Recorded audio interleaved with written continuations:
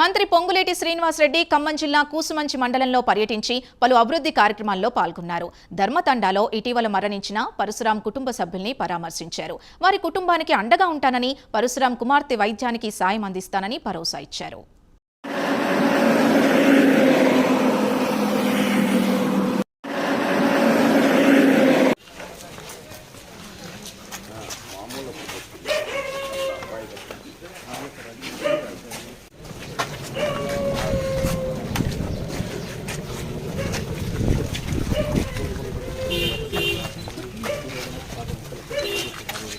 కూసుమంచి గ్రామ ప్రజల తరపున సాదరంగా ఆహ్వానిస్తున్నాం. అలాగే ఖమ్మం పార్లమెంట్ సభ్యులు ఎంపీ రఘురామ్ రెడ్డి గారికి సాదరంగా ఆహ్వానిస్తున్నాం.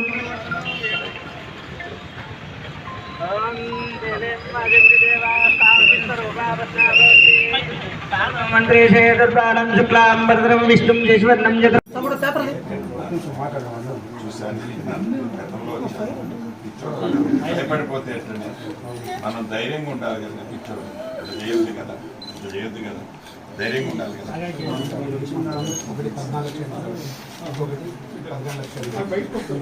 డబ్బులు పెట్టి ఈ పాపలు ఏముందో ఇప్పుడు వైద్యం చేపించేది నేను చెప్పిస్తాను. ధైర్యంగా ఉండు అక్క, ఏడో పిచ్చిదాన్ని ధైర్యంగా ఉండు, ధైర్యంగా ఉండు. జై శ్రీరామ్. జై ఓం ధ్రువంతేనా యావృత ధ్రువంతేనా బృహస్పతి ధ్రువంతచుమ్యాదింద్రియాన్ ధ్రువం సమహర్తస్తు సుమూర్తగా. గౌరవ రెవెన్యూ మంత్రి వర్యులు పొంగులేటి శ్రీనివాసరెడ్డి గారు, స్థానిక పార్లమెంట్ సభ్యులు రఘురామ్ రెడ్డి గారు,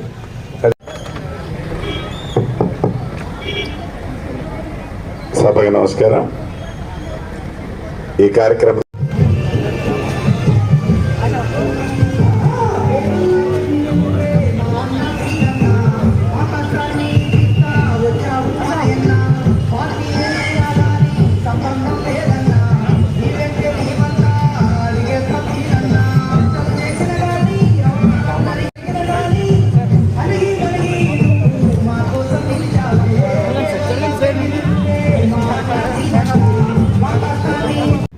చాలా సంతోషం.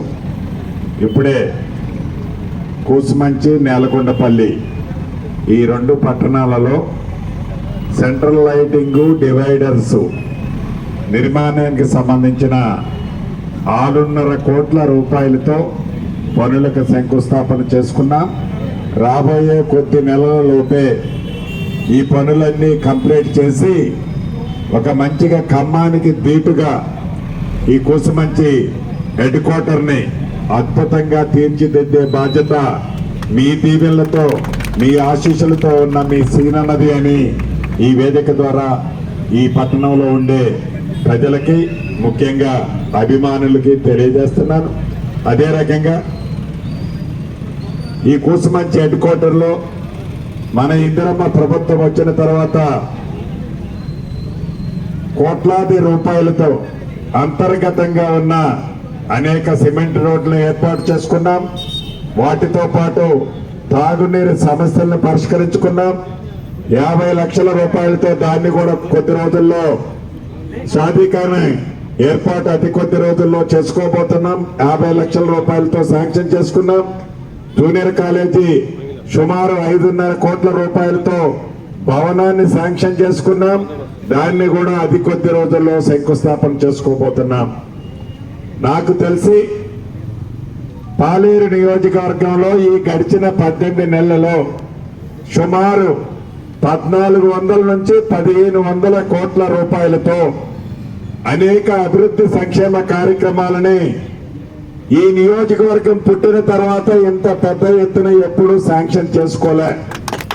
దీనికి కారణం మీ దీవెనలతో, మీ ఆశీస్సులతో శాసనసభ్యుడిగా నన్ను దీవించి పంపటమే కాకుండా భగవంతుడి దీవెనలతో తెలంగాణ రాష్ట్రంలో ఇందిరమ్మ ప్రభుత్వం రావటం, ఆ ప్రభుత్వంలో మీ ఆశీస్సులతో ఉన్న మీ సీనన్న ఒక మంచి మంత్రిగా ఉండటమే దీనికి కారణము అని మీకు ఈ వేదిక ద్వారా తెలియజేస్తున్నాను.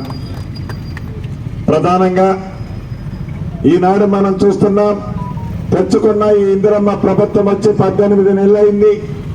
ఈ 18 నెలల్లో అనేక సంక్షేమ కార్యక్రమాలు గత ప్రభుత్వం మంచివి ఏవైతే ఇచ్చినాయో ఆ ఇచ్చిన వాటిని ఇస్తూ కొత్త కార్యక్రమాలు, కొత్త సంక్షేమ కార్యక్రమాలు ఎన్నికల ముందు చెప్పిన వాటిని అన్నిటినీ ఇప్పటికే చాలా వరకు ఇచ్చాం. మిగిలిన వాటిని కూడా రాష్ట్ర ఆర్థిక పరిస్థితి గాడిలో పడ్డ తర్వాత తూచా తప్పకుండా చెప్పిన ప్రతి మాటని పేదవాడికి అందించే బాధ్యత మీ దీవెనలతో ఉన్న ఈ ఇందిరమ్మ ప్రభుత్వానిది. దీంట్లో ప్రధానంగా 200 యూనిట్లు ఉచిత విద్యుత్, 500 రూపాయలకే గ్యాస్ మద్దు, పేదోడికి జబ్బు చేస్తే 10 లక్షల రూపాయల వరకు మెరుగైన వైద్యం, ఆడబిడ్డల ఆర్టీసీ బస్సులో ఎంత దూరం ప్రయాణం చేసినా ₹1 కూడా ఛార్జీ ఉండదు. పేదోడు పిల్లలు చదివే హాస్టల్లో డైట్ ఛార్జీలు 40% పెంపు, ఆడపిల్లలకి కాస్మెటిక్ ఛార్జీలు 200% పెంపు. మొన్న ఉగాది నుంచి సన్న బియ్యం, అదే రకంగా 10 సంవత్సరాలలో తెల్ల రేషన్ కార్డు ఇలా దాన్ని ఇప్పటికే కొన్ని ఇచ్చాం. రాబోయే 4-5 రోజుల్లో అర్హులైన పేదవాళ్ళకి కార్డులు ఇచ్చే కార్యక్రమాన్ని కూడా చేపడుతున్నాం. రైతును రాజు చేయాలని దాంట్లో భాగంగా ఆనాటి ప్రభుత్వం 10 సంవత్సరాలలో 17,000 కోట్లు రైతు రుణమాఫీ చేస్తే ఇందిరమ్మ ప్రభుత్వం వచ్చిన 10 నెలల్లోనే 21,000 కోట్ల రూపాయలు రుణమాఫీ చేసిన చరిత్ర మీ దీవెనలతో ఉన్న ఇందిరమ్మ ప్రభుత్వానిది. అంతేకాదు సన్న వడ్లు మద్దతు ధరతో పాటు క్వింటాలకు అదనంగా 500 రూపాయలు ఇచ్చిన చరిత్ర మీ ఇందిరమ్మ ప్రభుత్వానిది. అంతెందుకు ఆనాడు ధనిక రాష్ట్రంలో ఆ పెద్ద మనిషి రైతు బంధు ద్వారా ఎకరానికి 10,000 రూపాయలు ఇస్తే అప్పుల్లో ఉన్న ఈ రాష్ట్రం ఈనాడు రైతుని రాజు చేయాలని 3 రోజుల క్రితం 12,000 రూపాయల చొప్పున ఎకరానికి మీ ఖాతాలలో టింగ్ టింగ్ టింగ్ టింగ్ అంటూ జమ చేసిన చరిత్ర, 9 రోజులలో 9,000 కోట్ల రూపాయలు ఇచ్చిన చరిత్ర మీ ఇందిరమ్మ ప్రభుత్వానిది. ఇన్ని అభివృద్ధి సంక్షేమ కార్యక్రమాలు చేసిన ఈ ఇందిరమ్మ ప్రభుత్వం, ఇందిరమ్మ ఇళ్ళు మొదటి విడత ఇచ్చాం, ఇంకా 3 విడతలు ఇస్తాం. పేదవాళ్ళకి అందరికీ, అర్హులైన వాళ్ళందరికీ ఇందిరమ్మ ఇచ్చి ఇల్లు ఇచ్చే బాధ్యత ఈ ప్రభుత్వానిది, నాది అని కూడా మీ ద్వారా రాష్ట్ర ప్రజలకి, ముఖ్యంగా నా పాలేరు నియోజకవర్గ ప్రజలకి ఈ వేదిక ద్వారా తెలియజేస్తూ మీ దీవెనలు, మీ ఆశీస్సులు, మీ ఆశీర్వాదాలు ఇందిరమ్మ ప్రభుత్వానికి రాబోయే రోజుల్లో ఉండాలని కోరుతూ సెలవు తీసుకుంటాను.